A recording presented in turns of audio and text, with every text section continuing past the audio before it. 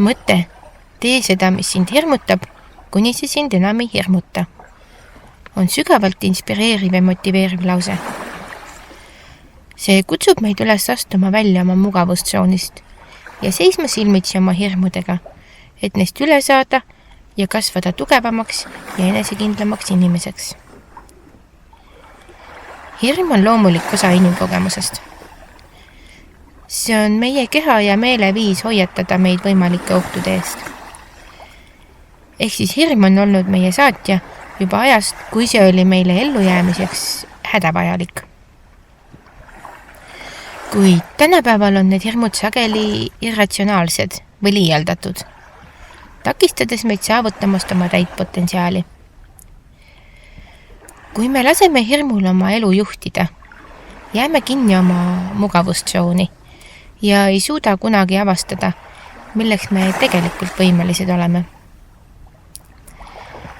Kui me otsustame teha seda, mis meid hirmutab, astume teadlikult vastu oma hirmudele ja võtame vastu väljakutseid, mis tunduvad esmapilgul hirmutavad.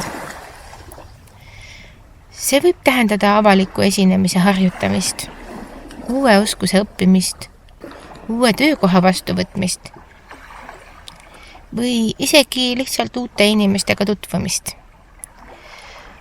Iga kord, kui me astume oma hirmudele vastu, muutume julgemaks ja enesekindlamaks.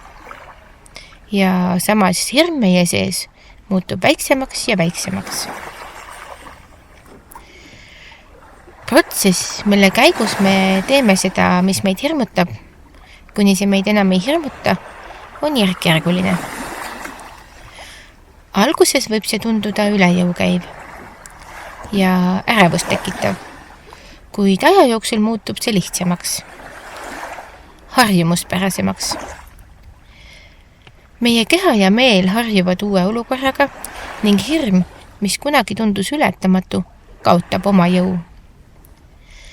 See on nagu lihaste treenimine. Mida rohkem me harjutame, seda tugevamaks me muutume. Selle protsessi käigus õpime ka palju enda kohta. Me avastame oma tugevused ja nõrkused. Õpime toime tulema stressi ja ärevusega ning arendame välja oskused, mis aitavad meil tulevikus sarnaste olukordadega paremini toime tulla. Lisaks suurendab see meie enesehinnangut ja enesekindlust, kuna näeme, et suudame ületada takistusi ja saavutada oma eesmärke. Üks väike samm korraga. Kokkuvõttes on mõte, tee seda, mis sind hirmutab, kuni see sind enam ei hirmuta, võimas meeldetuletus, et hirmud on osa meie elust. Kuid need ei pea meid tagasi hoidma. Kui me astume oma hirmudele vastu ja võtame vastu väljakutseid, kasvame tugevamaks, enesekindlamaks ja võimekamaks inimeseks.